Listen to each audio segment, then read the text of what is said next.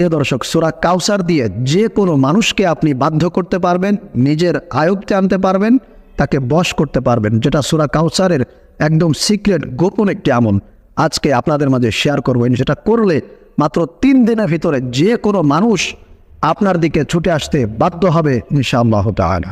আমলটি করার সময় ওযু করে পাক পবিত্র হয়ে একটা রুমের ভিতরে বসবেন। বসার পরে প্রথমে সূরাত ফাতিহা 3 বার পড়ে নিজের শরীরে ফু দিয়ে নিজের শরীরটা বন্ধ করে ফেলবেন। তারপরে ডান হাতের বৃদ্ধাঙ্গুলি দিয়ে কনিষ্ঠাঙ্গুলের প্রথম গিরায় এরকম চাপ দিয়ে ধরবেন।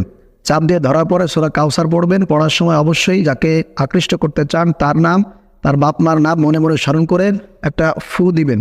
ফু দিয়ে হাতটা এরকম বন্ধ করে রাখবেন।